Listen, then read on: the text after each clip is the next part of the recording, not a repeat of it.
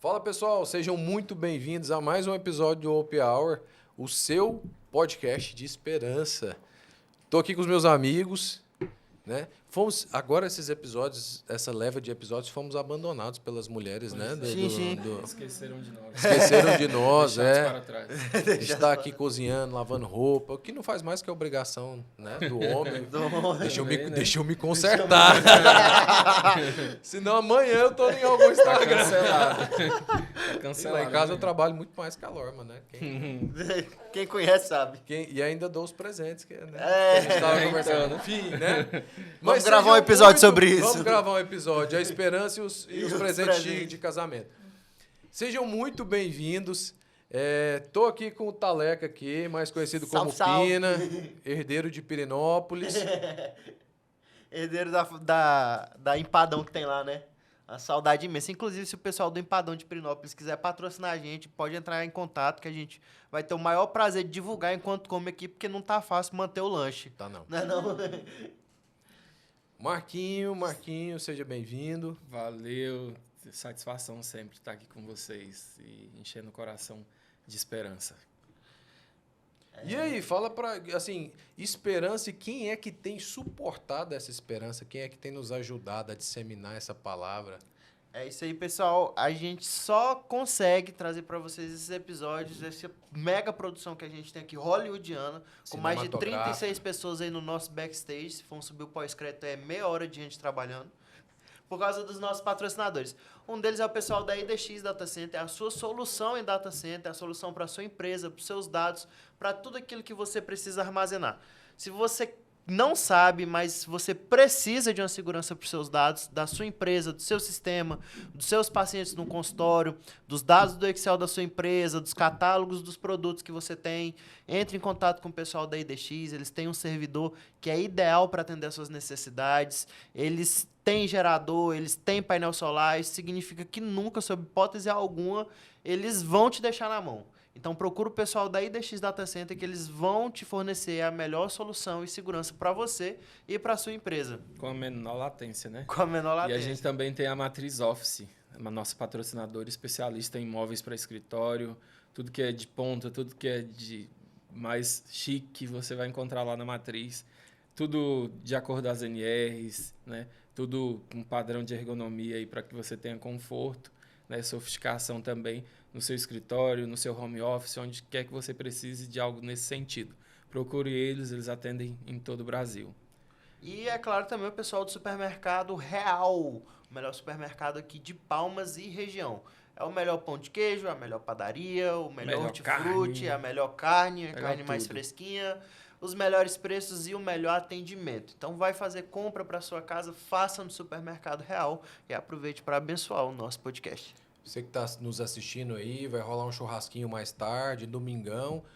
Passa lá no Supermercado Real, compra a sua carne, a sua picanha, contra filé, enfim, sua asinha de frango, seu carvão e queima uma carninha aí, nossos patrocinadores. Uma bênção, né? Esse pessoal. Demais. Deus abençoe eles, realmente tem investido aqui, a gente fica muito feliz. E muito feliz também pela sua participação, seu apoio, divulgação. Curtidas, compartilhamento. E, além disso, e o que mesmo? Comentários, isso. Deixe seu comentário aí, manda o seu testemunho. Estamos felizes pelos nossos patrocinadores, mas também estamos felizes pela nossa convidada, né? Que já está virando uma dinastia aqui. Qual que é o sobrenome mesmo? Que eu quero implementar esse sobrenome chique que vocês têm. Você... Denadai, dinastia Denadai aqui no Happy Hour. É igual os Nogueira, tá? Se um pouco de nepotismo, talvez.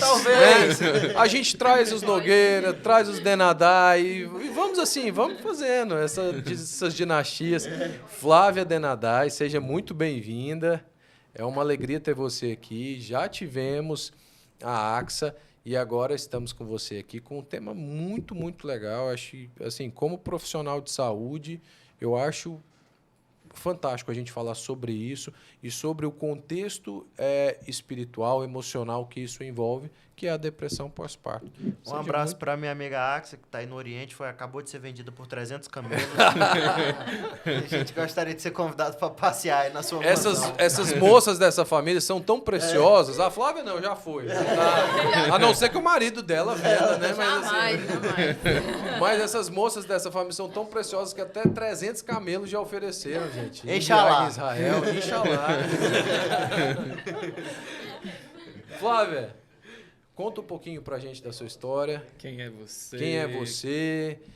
O que você gosta de fazer? E como é que se deu essa experiência fantástica que você teve com o Senhor nesse tema? Então, eu conheci Jesus com 4 anos de idade. Nesse momento da minha infância, assim, eu realmente aceitei. Foi aquela conversão genuína. Mesmo criança, eu tinha consciência do que eu estava fazendo. E eu convidei Jesus para viver comigo. Tanto é que era algo tão infantil assim, porque eu não tinha... a criança, ela não entende tudo, né, da forma... como é que eu posso dizer... concreta, né? Isso. A criança, ela aprende, ela entende muitas coisas da forma concreta, não da forma abstrata. É isso que eu queria falar. A primeira vez que eu fui falar de Jesus para ele fazer a oração, eu falei assim, Miguel, e ele tem 4 anos, né? Miguel, você aceita Jesus como seu Senhor e Salvador? Ele falou assim, não precisa não, pai, eu mesmo me salvo. Desse jeito. Ele é o Sonic. Ele é o Sonic. O Flash. Agora não, aí os avós evangelizaram, ele aceitou, tá tranquilo. Então, nesse pensamento concreto de uma criança de 4, 5 anos, quando eu aceitei Jesus, eu ia pra escola, tava um espacinho na cadeira, assim, pra ele sentar do meu lado. Aí eu convidava, Jesus, senta aqui do meu lado. Eu tinha certeza que ele tava, então eu não podia. Às vezes eu esbarrava assim, desculpa. Nossa, pedia desculpa. Aí eu ia dormir, dava espacinho, ia comer, eu queria pôr um prato pra ele comer, né? Ficava às vezes até, puxa, nem comeu o prato, né? Então era assim. Tá de jejum, Jesus. Tava de jejum. Então era esse relacionamento que eu tinha. E ele me visitava, tive várias experiências pequenas com Jesus. De sonhar, de sentar no colo dele, né? Dele falar que estava comigo, dele me visitar várias vezes, de ver anjos, toda essa intimidade muito forte de uma criança, né? Criança, ela é pura. E eu me entreguei totalmente. E eu realmente tinha coisas que meus amiguinhos faziam que eu falava, não, isso vai entristecer meu amigo. Jesus era meu amigo. E eu falava, não, isso eu não vou fazer. E eu não fazia. Então, sempre foi um relacionamento muito forte na minha infância. E na minha adolescência também, eu continuei caminhando com Deus. Né? Tanto é que naquela época da adolescência, de se envolver, né? As meninas é comum ficar com o menino e tal. Eu nunca me envolvi. Eu sempre falei que eu ia me guardar pro meu esposo. Então, eu tive essa questão também. E aí, na minha adolescência, meu pai morreu. Já ouviram o testemunho da minha irmã, né? Isso foi muito difícil. Foi um momento que eu me fechei mais. Eu até continuei orando, mas eu me fechei muito. Eu já não queria mais abraçar as pessoas. Eu falava que eu não gostava mais de abraço. Não queria mais abraçar. Foi um tempo que eu lia 12 livros por mês. Porque eu não queria contato com as pessoas. Eu ficava na escola, não conversava com ninguém. Então, foi um tempo assim que eu me fechei muito. Você criou um mundo para si, né? Criei uma barreira para eu não sofrer. E por criar essa barreira, acabou que eu não vivi muito bem esse luto. Eu não me permiti chorar e nem viver esse luto naquele momento. E aí, meio que assim, passou, né? E aí, eu com 19 anos, comecei a namorar. Isso continuando na igreja, a gente se envolvia, líder de célula, sempre firme com Deus. E casei com 22 anos. E aí continuamos, eu e meu marido, aqui em Palmas. E em 2019, a gente mudou para São Paulo. Ele foi fazer um mestrado e aí eu fui junto com ele. Eu, ele e nossa cachorra. E aí, no início, a gente estava tranquilo, começamos... A vida lá é bem corrida, né? Acordava 5 horas da manhã e ia dormir meia-noite. Seguimos, assim, uma vida bem corrida. A gente procurou igreja no começo, mas a gente não identificava. E acabou que, com a correria, a gente foi deixando. E apesar de eu cuidar do lado emocional e do lado físico, da minha saúde e tudo, eu deixei o lado espiritual. E aí eu fui me afastando de Deus, só que eu me afastei sem perceber. Isso que me deixa triste, porque como que eu me afasto do meu melhor amigo, daquele que eu tinha vínculo, e eu não percebi que eu estava longe dele. Na minha cabeça eu estava perto, e estava tudo bem. Os afazeres, né, te consumiam há tanto tempo que você acaba... Que é interessante você, né, falar sobre isso, Flávia. Muitas pessoas se afastam da intimidade com Deus, do dia a dia com Deus, por razões muito nobres, né? Cuidar do casamento, ou estudar, enfim. E, geralmente, é nesse ponto que não chama a atenção das pessoas. Porque se fosse se afastar por um vício ou por alguma coisa que fosse socialmente reprovado, tem sempre alguém para te lembrar, né? Pô, você não está indo para a igreja porque você está, enfim, enveredando por caminhos tortuosos.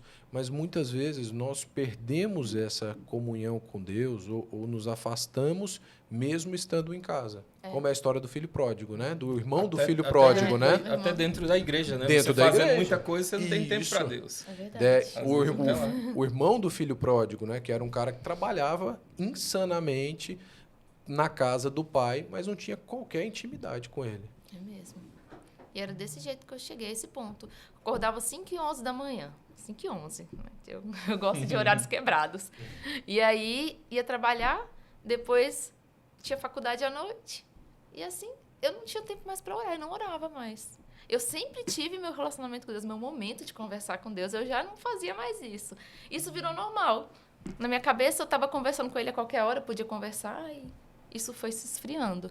É igual aquela música, né, de Casting Crowns, que fala que é num lento esvanecer que o preto e o branco se tornam cinza. As coisas são devagar. E esse processo foi devagar. Aos poucos, eu fui me afastando e sem perceber. E quando eu percebi, já estava muito longe. Muito longe. Quando que você percebeu? Eu percebi somente depois que meu filho nasceu, quando eu já estava no poço, lá na depressão, assim, e já querendo perder minha vida. Aí eu percebi. Porque eu falava assim, eu chegava a falar para Deus que Deus me abandonou. Eu falava para ele, no desespero, eu falava, nossa, Deus, eu pensei que o Senhor era meu amigo, pensei que era meu pai, por que o Senhor me abandonou? E eu perguntava isso, às vezes, no banheiro, chorando, deitada no banheiro, chorando. E aí, depois que eu vim para Palmas, né? A gente estava em São Paulo, quando eu vim para Palmas, ele falou, eu sempre estive com você, só que você não me ouvia mais. Porque eu estava longe, como é que a gente vai ouvir? Quanto mais a distância, mais difícil é ouvir. Eu estava lá. E tanto é que ele falava comigo lá, só que eu não ouvia. Eu até trouxe aqui algumas passagens e algumas coisas que ele falou comigo enquanto eu estava na depressão, mas eu não entendia. Eu não conseguia perceber. E como é que foi esse processo do nascimento? O seu primeiro filho, na Foi verdade, meu primeiro né? filho. Que costuma ser uma explosão de alegria, né? Todo um contexto de emoção, a gravidez, primeiro neto da sua mãe também, Sim, né? da Então, minha assim, mãe, aí é uma festa generalizada. Como é que foi a sua gestação e esse processo de nascimento dele? A minha gestação foi uma gestação tranquila. Eu fiquei feliz quando eu descobri que estava grávida. Foi uma alegria. Isso, em São Paulo. Final de 2021, que eu descobri a gravidez. Fiquei feliz, anunciei para a família de uma forma especial e tudo. E foi algo tranquilo. Gestação tranquila. E aí, quando chegou perto do bebê nascer, a bolsa estourou com mecônio, né? E aí, foi uma cesárea de urgência. Ele teve que nascer rápido, por conta do risco para o bebê, né? De sofrimento fetal. De sofrimento né? fetal. Então, fizeram o tem todo exame. um risco de morte mesmo. Sim. Né? O coração dele não estava legal também. Fizeram um exame em mim e verificaram que tinha que tirar. Não daria tempo de esperar. Eu idealizava muito um parto normal. Eu queria. Eu me preparei para isso. Para um parto natural e tudo. Mas aí, na hora, eu falei, não. Eu prefiro meu filho vivo, né? E bem, vamos fazer. Ou seja, essa foi a primeira ruptura, né?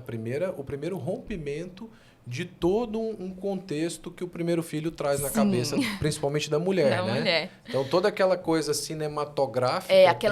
A situação romantizada, né? Do parto natural, enfim, com flores e tal. Sim. Aí, de repente, você se depara com uma cesárea de urgência, com um bebê que estava com risco de óbito e de sepse, enfim, infecção. E foi o primeiro impacto, né? Foi. A primeira quebra dessa expectativa. E tanto é que na hora eu não consegui reagir. Meu marido até ficou surpreso. Nossa, ela tá muito calma. Ela tá muito... Meu Deus, como é que ela tá tão calma assim? Às vezes você fica tão nervoso ali que você nem reage, né? Não tem nem tira. reação. Tá, tudo bem, vamos tirar. Assim, tranquila, como se nada tivesse... Eu fiquei assim, meio aérea mesmo. Você acha que essa reação de ficar aérea também tem a ver com a reação que o luto suprimido do seu pai tinha gerado em você? Você acha que já tinha esse perfil, então, de Acredito guardar essas que emoções? Sim, era meio que um mecanismo de defesa. Meio não, é um mecanismo de defesa que eu usava. Me distanciar e ficar por uma barreira. E aí não reagir, não ter emoções na hora que precisa ter. E aí eu, na hora, já fiquei assim. Todo mundo falou que eu tava plena, tranquila, como se nada tivesse acontecido. Ou acontecendo, né? E aí fizeram a cesárea. Na hora eu não senti nada, foi tranquilo. Só que assim, o corte foi grande, porque tiveram que tirar com pressa, eu acredito. Eu senti muita dor no pós. Já foi 1 mês sentindo dor, muita dor. A cicatriz até hoje é muito grande, porque não foi algo assim comum de toda cesárea. Isso também não foi legal, assim. Tanto é que é uma situação que eu não queria passar de novo. Eu até falo, nossa, eu não queria enfrentar outra cesárea, porque não foi algo tão comum como é. E eu sentia muita dor, não conseguia levantar sozinha, não conseguia andar direito. Isso não por um tempo normal que a mulher fica. Eu fiquei 1 mês, assim, sofrendo.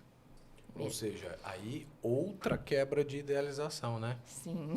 Porque dentro desse contexto, outra coisa também é que a mulher não espera ter limitações tão grandes no pré-natal, né? Aliás, no pós-natal, né? No puerpério. Então, ali você já tinha as limitações por causa também da extensão da cirurgia. E como é que foi, assim, os primeiros dias com a criança? É aquela questão. Na teoria, eu sabia de tudo. Eu sabia que bebê acordava, eu sabia que bebê precisava mamar, eu sabia como é que era o funcionamento de um bebê. Mas na prática... A teoria é linda, né? Mas na prática é outra coisa. Então, quando chegou em casa, eu já estava com uma tristeza muito forte. E aquilo já era... Eu achava que assim, não, é só o blues puerperal, vai passar. Mas era uma tristeza muito forte. Eu não conseguia rir. Minha mãe estava lá, meu marido, eles riam, tentavam... Comprava até coisas gostosas que eu gostava de comer e eu não queria comer. Eu não tinha vontade de comer nada. Só coisa líquida, para entrar mais rápido. Assim. Então, foi um momento muito estranho. Não foi o que eu esperava. O que eu esperava era alegria. Eu dei o nome do meu filho, que é o filho da alegria. O nome dele é Isaac. E eu esperava assim, né? Eu perguntava, meu Deus, por que eu tô tão triste? Seria uma bênção. Em nenhum momento eu falei algo contra a criança. Eu sempre falava, ele é uma bênção. Por que eu tô assim? Eu não entendia o que era aquilo. Eu não conseguia perceber o que eu estava vivendo. Na verdade, eu não fazia ideia que aquilo era o início de uma depressão. Para mim, era algo estranho, mas eu não conseguia identificar o que era. Mas era uma dor muito forte. Essa questão de ter que depender. E sempre vinha um pensamento, nossa, todo mundo agora tem que cuidar do bebê, ele precisa tanto de cuidado, eu preciso cuidar dele, mas eu sinto que ninguém consegue cuidar de mim agora, eu estou precisando de cuidado também. Eu precisava, assim, e como eu não conseguia enxergar Deus naquele momento comigo, eu falava, nem Deus olha mais para mim. Então, tipo assim, eu me sentia abandonada. Uma sensação, assim, sentimentos muito contraditórios, né? Ao mesmo tempo que você... sabe que as pessoas precisam de cuidado do bebê, você também quer cuidado e precisa de cuidado, e naquele momento, muitas vezes, não encontra. Né? Qual foi o momento que você estava, na maior parte da angústia, você olhou? Porque, assim, é igual todo mundo fala, uma pessoa que tem tudo, tem um filho lindo, tem esposo, tem família, tem tudo que quer, o pessoal leva coisa gostosa para comer. Mas você olhou, tipo, nada disso mais fazia sentido, que você falou, cara, Deus me abandonou.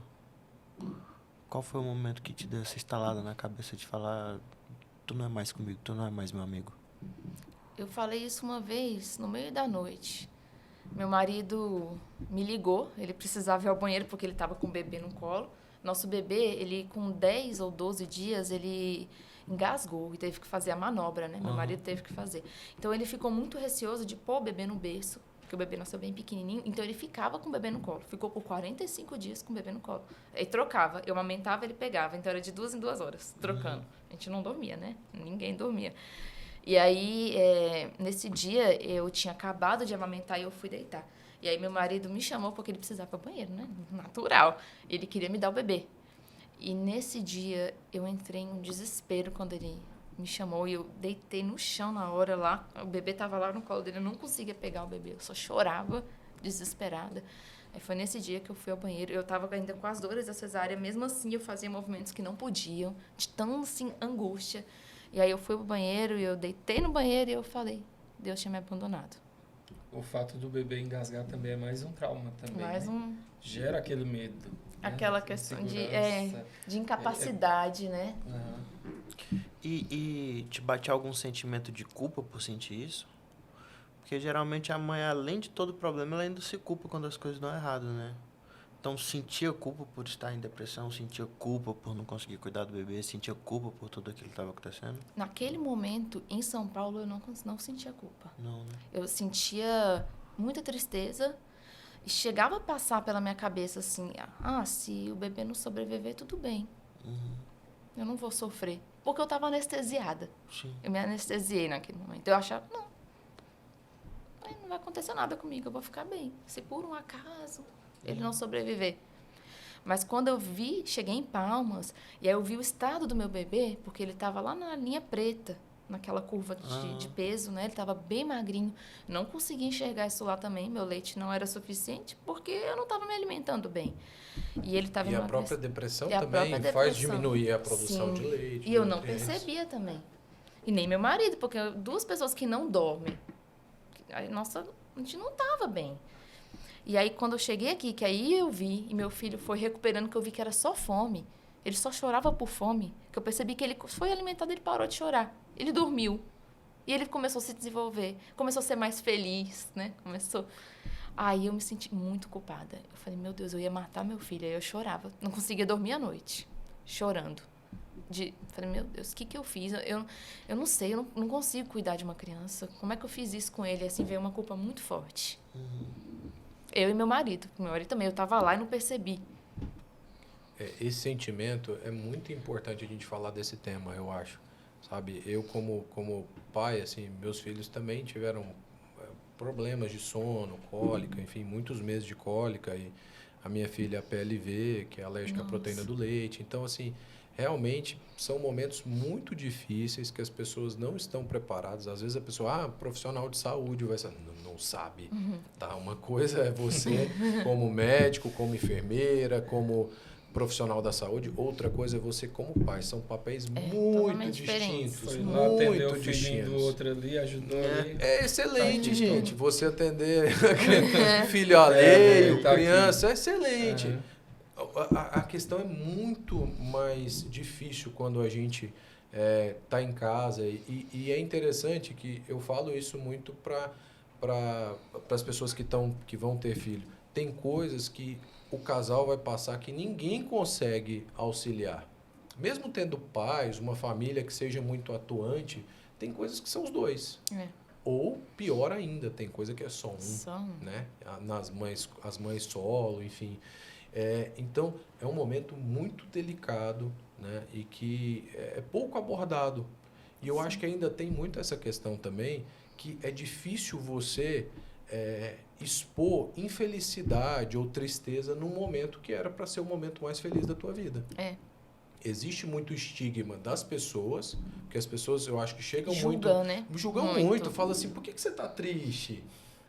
Tristeza não tem muitas vezes um porquê. Chama de ingratidão, né? Você já viu tanto que Deus é bom com você? O que as pessoas mais falam pro deprimido, pro depressivo, enfim, a pessoa que está passando por isso é justamente essas frases, né? Poxa, mas agradece a Deus, levanta as mãos pro céu, tantas pessoas passando coisas difíceis. Assim, tristeza não tem uma régua que meça a tristeza ou o sofrimento. Toda dor tem que ser acolhida. E você se sentir acolhida nesse momento, assim? No princípio, não. Eu me sentia incompreendida, na verdade. E aí existia, assim, algumas pessoas falavam, né? Imagina fulano, olha a vida de fulano. Aquilo ali é dificuldade. Olha a sua, você tem aí um marido maravilhoso, não sei o quê. Então, assim, tinha essa incompreensão de não saber o que eu estava passando. E eu, às vezes, nem eu sabia, né? Eu não estava entendendo o que era, mas tinha, sim, essa incompreensão. Ou então, também, de espiritualizar demais. Falar, não, repreende isso aí, não aceita isso aí. Não era algo que eu estava aceitando, não era algo... Era uma enfermidade também, né? É igual, é o equilíbrio, né? O espiritual não estava bom, então, consequentemente, a alma e o corpo também não ficaram bons. Porque não estava em equilíbrio. Eu me afastei de Deus e aí isso afetou também meu físico Foi e um minha alma. pilar muito importante que naquele momento você não podia contar com isso bem fortificado, né? Para poder me levantar. Mas isso também não dá direito das pessoas espiritualizarem tudo, né? Outra coisa que realmente também, né, dentro do vocabulário crentez, Sim, que causa tem. muita dificuldade. Repreende que isso aí não aceita isso. E tem muitas mulheres que passam por isso e elas não fazem nada porque falam que é demônio, que tem que repreender. E aí isso dá consequência para ela e para o filho no futuro. Porque ela não cura. Ela só esconde. Só pula e... É isso que eu ia te perguntar. Você escondia ou você falava abertamente? Por exemplo, pro seu marido. Fala, cara, não tô legal, tô me sentindo incompreendida, só estão dando atenção pro neném, eu tô aqui cortada, tô dolorida, não tô conseguindo andar e ninguém tá olhando pra mim. Eu falava. Falava? Falava. Mas eu sentia que ele estava tão mal também que ele não conseguia entender. Ele também não dormia. Ele começou a ter crise de ansiedade também, nesse período. Ih, rapaz. Então, assim, ele não comia direito também. E tinha que trabalhar ainda. Depois da licença paternidade, ele tinha que trabalhar de dia. E eu ficava... Depois que minha mãe foi embora e minha sogra, eu fiquei sozinha com o bebê. Então, imagina uma pessoa... Eu chorava, às vezes, o dia inteiro, e o bebê lá chorando e eu chorando junto. 2 bebês chorando junto, de desespero. Ele chorava e você ia atrás, não sabia nem o que fazer. Não, nossa, eu colocava no peito e ficava 2 horas. Tirava, ele chorava de novo. Eu chorava também. Não tinha o que fazer. Era 2 chorando. Eu colocava ele num tapetinho no chão e deitava no chão junto, chorando. 2 desesperados, porque... Exausta, Exausta. cansada. Eu já não via mais sentido pra vida, assim. Eu queria mesmo acabar com a minha vida. Eu achava que seria melhor até pro meu filho do que ter uma mãe daquele jeito, entendeu? Pra ele, vai ser melhor não ter uma mãe assim. Isso até dói hoje, porque hoje eu amo tanto ele e eu vejo, assim, como que eu sou especial pra ele. Né? Quando ele me vê, meu Deus, ele não quer saber mais de ninguém. Falou mamãe primeiro. O tanto que, assim, eu faço atividades com ele, eu desenvolvo meu filho. Eu me dedico totalmente a ele, eu nem trabalho, né? Eu trabalho com ele, né? 24 horas por dia. Já ia falar isso, na verdade. E é um prazer. Você tem um plantão bem extenso. Bem intenso. E é um prazer, uma alegria poder estar com ele. Eu amo cada coisa que ele faz. Eu pareço uma boba, né? Que ele fala, eu falo, Então é tipo assim, eu filmo ele fazendo tudo. E eu pensava naquela época que alguém poderia ser melhor do que eu pra ele. E eu queria deixar ele ser criado por outra pessoa pra ele ficar melhor.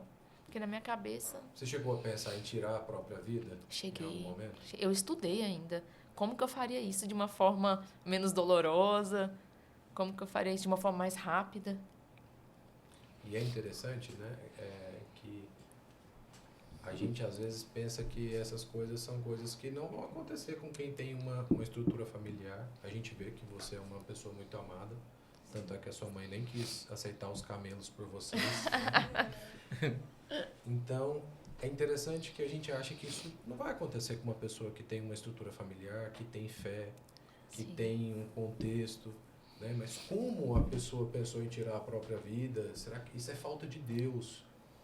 Não é falta de Deus, muitas vezes. Claro que, às vezes, falta em um momento onde falta intimidade com Deus, mas isso não é a única questão. Tem todo um contexto hormonal, tem Sim. todo um contexto histórico, tem todo um contexto de privação de sono, já que o sono é um dos pilares para a saúde do ser humano. Sim. Então, isso pode sim acontecer. É importante as pessoas receberem essa mensagem, né, Flávia? Para que elas não se envergonhem de pensar algo assim. Pensamento de autoextermínio, de tirar a própria vida. E sim, procurem ajuda. Que isso seja um estalo para elas procurarem ajuda. Sim. Em qual foi o momento que você falou assim, eu preciso de ajuda? Assim, eu não estou bem e foi realmente... Foi você mesmo assim, que identificou isso? Foi alguém, seu esposo? Foi o meu sua marido. Chegou um ponto que ele teve uma crise de ansiedade de madrugada. A gente não tinha ninguém lá em São Paulo. Aí ele ligou para um casal que eu trabalhei com essa menina, minha amiga, e eles viraram nossos amigos, esse casal. Ele ligou para ela e pediu para eles socorrerem a gente, para ele ir lá para casa. Eu estava no outro quarto, eu já não ficava no mesmo quarto que o bebê, nem meu marido ficava com o bebê, eu ia para amamentar e eu ia para outro quarto. E nesse outro quarto eu não dormia, eu ficava chorando porque eu ouvia o bebê chorar. E assim. E aí o meu esposo teve uma crise de ansiedade, ele começou a passar mal, ele já estava com vários problemas no corpo físico por conta da mente e do espiritual que não estava bom, e aí ele teve vários problemas de saúde dores, vários problemas físicos. E aí ele ligou e esse casal foi. Isso era numa sexta. Numa sexta. Aí o casal foi de madrugada e ele foi deitar. Aí no outro dia, ele comprou a passagem e falou que a gente ia para Palmas. Que não dava mais. A gente não ia sobreviver. Nem o bebê e nem a gente. Porque qualquer momento poderia parar no hospital um de nós ali. Era muito arriscado. E ou eu não até queria mesmo ir. Todos, né? Ou todos. E eu não queria. Na minha cabeça, nada, não tinha solução. Na minha cabeça, nada poderia resolver. Nada que fizesse ajudar. Eu não enxergava mais solução. Uma pergunta bem delicada. Se pra você nada mais já fazia solução, você já achava que tinha chegado no final, que ia ser melhor sem você, o que é que te impediu de realizar o plano que você tava de tirar a própria vida? É aí que eu falo que foi Jesus. Aí que Jesus, depois que eu voltei, que eu tive meu encontro com Deus, ele me mostrou que ele estava lá. E eu achava que não. Porque a primeira vez que eu pensei, eu falei assim, eu entreguei o bebê pro Rafael, o bebê estava aos prantos, isso era tarde, eu não conseguia fazer ele dormir, ele não parava de chorar. E assim, eu ficava horas num quarto escuro com ele para ver se ele dormia. Eu ficava 2 horas, 3 horas com o bebê num quarto escuro. O que não é saudável, né? Mas era o desespero. E aí eu saí do quarto, entreguei pro Rafael, falei, é sua vez. Some com o bebê. E aí, quando ele entrou pro quarto, eu ia pra cozinha pra pegar uma faca. E aí eu ia pensar em fazer algo ruim ali. Quando eu tava lá na gaveta para abrir, o Rafael sai do quarto com o bebê. E ele nunca saía, porque ele ia ficar lá até tentar. E ele se sentiu incomodado e saiu. Eu falei, amor, tá tudo bem? Com o bebê chorando. Aí eu voltei e não peguei. E não falei para ele. Então ali Jesus falou, fui eu que incomodei seu marido. Eu tava ali. Eu me importo com você. Eu nunca te abandonei. Ele me mostrou isso aqui, quando eu tava aqui só. E outra vez, meu marido foi trabalhar, ele trabalhou online, mas ele teve que ir presencial na empresa. Aí eu pensei, tava uma crise, um desespero, que eu fiquei sozinha com o bebê. Eu não tava bem para ficar sozinha com o bebê. E aí o bebê começou a chorar, eu também, e eu falei, agora, vou alimentar ele, colocar ele no tapetinho, deixei alimentado. E aí eu mandei mensagem para despedir da minha mãe, para despedir do meu marido. Só que aí a apóstola da nossa igreja me ligou na hora. Fez uma chamada de vídeo comigo, e aí ela conversou comigo. E ela me acolheu, naquele momento eu precisava ser acolhida, eu não queria ser julgada, eu queria ser acolhida, e ela me acolheu. E aí ela conversou muito comigo, e aí meu marido correu e deu tempo dele chegar em casa, nesse tempo todo que ela ficou conversando comigo no telefone. Então, assim, e aí que ela falou, vocês precisam vir pra cá. Mas ela falava, eu pensava, não vai adiantar. Não vai adiantar nada ir para Palmas. Ninguém vai me ajudar. Eu achava que ninguém me amava. Eu não enxergava amor. Eu falava assim, nem Deus me ama. Ninguém vai cuidar de mim. O que adianta? Entendeu? Eu achava que nem Deus mais me amava mais. Você achou que era o fim da linha mesmo, né? Era. Para mim... E graças a Deus, assim, meu marido... E minha cunhada também foi muito importante, porque ela falou assim, pro meu marido, se vocês não vierem hoje, eu vou aí e vou buscar vocês. Minha cunhada, com 2 filhos pequenos, ela disse que ia pegar o avião e buscar a gente. Então, meu marido, conhecendo a irmã que tem... Ela vem mesmo. Ele falou, eu vou. A gente vai. E aí, irmãs nervosas, né? Tem o seu papel. Beijo, Natália, Gabriela.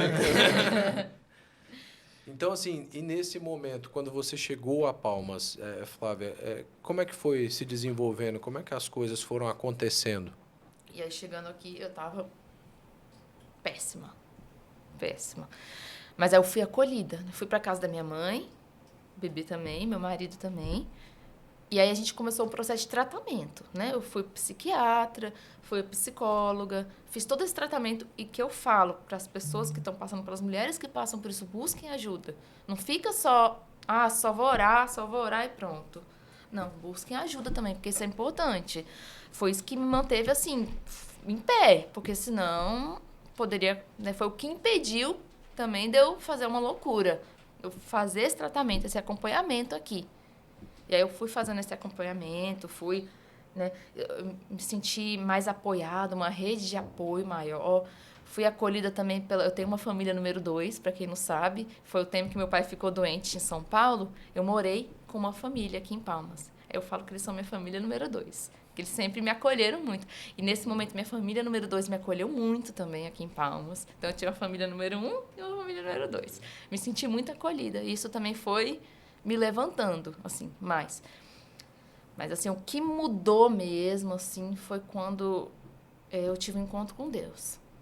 E aí, quando eu tive esse encontro com Deus, que Ele me mostrou que o tempo inteiro Ele estava comigo, que Ele me mostrou, desde as experiências lá na infância, Ele foi me lembrando, todas as vezes que Ele me visitou, e Ele falou que estava comigo, que Ele estava comigo durante todo o processo. Inclusive, um dia eu estava mexendo no Instagram, vou ler para vocês aqui, ó. No Instagram, gente, ele falava assim: não fuja da jornada que Deus preparou para a sua vida. Mesmo que momentaneamente ela esteja difícil, em todos os processos que entramos, Deus tem propósitos superiores e que vão nos capacitar para vivermos a promessa. Então, Deus, isso aqui eu estava lá no momento da depressão, eu li isso, não entendi. E aí Deus me lembrou, no dia que eu tive encontro com Deus aqui, que foi em maio, Ele falou: tá vendo, eu tenho um propósito para a sua vida. Sua história não acabou aqui. E aí Ele mostrou que Ele tinha um propósito também, que tudo isso Ele ia usar. Não é que Deus fez tudo isso. Ele ia usar até isso para engrandecer o nome dele, para ajudar outras pessoas. Transformar a maldição em bênção, né? Sim, e o que transformou, mesmo assim, quando eu falei, eu tô bem, foi depois que eu tive encontro com Deus. Aí eu pude falar, eu tô bem. Agora eu tô assim, agora os 3 pilares estão ajustados. É importante você falar em 3 pilares, porque muitas vezes as pessoas de forma geral, mas a gente vê isso muito presente no contexto do cristianismo, das pessoas que têm uma fé, que professam uma fé, elas teimam em aceitar que nós, assim como Deus é um Deus triuno, né? Pai, Filho e Espírito Santo, nós, seres humanos, nós somos seres triunos também. Sim. Então, nós somos compostos de corpo, alma e espírito. E muitas vezes nós adoecemos em todas essas esferas. E elas precisam ser tratadas individualmente, cada um de uma forma diferente. Sim. Você foi até o médico para tratar o corpo, para investigar se existia alguma outra coisa por trás disso, algum distúrbio de tireoide, algum distúrbio de alguma substância que pudesse estar desencadeando isso, sim, distúrbios hormonais. Foi a psicóloga também que auxiliou junto à família ao sim, lado da alma, né, e das ela foi maravilhosa, assim, emoções. me acolheu.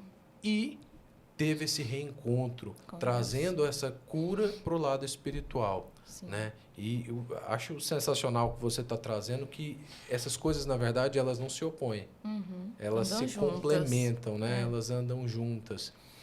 E assim, como é que foi assim? Você passou depois dessa cura, dessa plenitude, como é que começou a desenrolar o teu relacionamento com a criança, com o Isaac, né? Com o seu esposo, o Rafael? Como é que foi mudando no decorrer do tempo? O que começou a acontecer é o prazer de cuidar do meu filho, coisa que eu não tinha. É o prazer de cuidar dele, inclusive em todas as demandas, até quando ele não está bem. Isso não é mais um peso, porque antes tudo era um peso. Agora não, agora é o prazer de viver cada fase da vida dele, ver o desenvolvimento. É incrível, o bebê, gente, de um dia para o outro ele desenvolve muito. E ver esse desenvolvimento, estar presente, cuidar quando ele precisa, dar colo quando ele precisa, acolher quando ele precisa, ensinar, que agora eu estou ensinando ele não comer ração de cachorro. Então, até esse processo de ensinar o que pode, o que não pode, o que é seguro, o que não é. Né? Ele quer brincar no lixo, ele está na fase de não querer ser contrariado. Então, até isso assim, tem sido um prazer de ver, começar a identificar a personalidade dele, que a gente consegue começar a identificar à medida que se relaciona. E até meu marido fala que eu sou a pessoa que mais conhece o Isaac. O Isaac faz, eu já sei o que ele quer. Não, amor, ele não tá chorando por isso, ele tá chorando por isso. Eu sei direitinho o que ele quer. Todas as necessidades dele eu consigo ele identificar. Quer água, ele né? quer água. Aquela coisa, né, de... Ele tá chorando agora porque o berço, aqui naquela pontinha tá molhado. Ele tá encostando a mão naquela pontinha molhada, tá incomodando, vamos trocar o lençol. Aí troca o lençol, resolve. Até isso eu sei, entendeu? É muita intimidade com o bebê, assim, eu conheço ele muito bem. E meu marido fica impressionado, assim, como é que eu sei tudo que o bebê precisa? Eu sei o jeito que tem. Eu falo, amor, você vai pôr ele pra dormir? Fecha a janela, coloca o barulhinho de chuva, deixa a naninha desse lado pra depois você colocar em cima da bundinha dele pra ele achar que é minha mão. Aí tem todo um negócio. Protocolos, gente, de criança. Exatamente. E eu ainda vou te falar uma coisa, viu? Do primeiro pro segundo reseta tudo. Aí são novos protocolos, total. Aí do primeiro não serve. Não serve nada. O que eu aprendi já não serve, mas não se já não aplica. serve, reseta tudo. Ele chupa o dedinho, eu falo, você tem que deitar ele desse lado pra ele conseguir pôr o dedinho na boca pra se ninar. Então, desse jeito. Olha, que história linda, Flávia. Que coisa maravilhosa. Eu acho que é uma experiência muito válida, né? como a fé te ajudou nesse processo e todas as outros pilares, né, que foram sendo reconstruídos. E eu acho que é muito importante que as pessoas ouçam e entendam que, passando por esse momento, existe esperança. Sim. Né? Existe esperança. E, às vezes, no fundo do poço, a gente não consegue ver, realmente. Mas existe esperança para esses piores momentos mesmo. E existe também uma promessa. Né? A Bíblia fala que, no Salmo 91, fala que, ainda que nós passássemos pelo fogo, ele não nos queimaria, ainda que nós passássemos pela água, ela não nos faria dano algum. Então, o Senhor é esse amparo, socorro bem presente na tribulação. Né? No mundo, Jesus nunca falou que seria fácil. Eu acho que essa doutrina soft, né, que a gente ouve muito de triunfalismo, que a vida com Jesus é só altos e prosperidade, enfim, essa doutrina coach, ela não foi criada por Jesus. Até nos cega na hora de pedir socorro, né? Quando a gente precisa. A gente acha, porque, será que eu estou em pecado? Meu Deus. Porque eu sou ensinada, é só o triunfalismo, né? Eu estou só aqui em cima. Não vão ter os baixos, né? É só os altos. Então, você fica ali, eu não peço socorro também. E aquilo vai só se aprofundando, né? Verdade. Exatamente. Que Deus te abençoe muito, que abençoe o Isaac, o Rafael e todos os outros que virão aí, né? Vó sempre torce por mais, né? Já estão esperando, já tem um time ali. Mas a Maitê, né? A próxima é a Maitê, vem Maitê. E que se Deus... esse vídeo tiver 1000 curtidas, né, Thales? Socorro! Desafio para Flávia e Rafael. Se esse comentários vídeo tiver aí, 1000 ó. curtidas, vem Maitê. Hashtag vem Maitê. A Axa vai criar vários perfis falsos e vai ficar curtindo esse vídeo.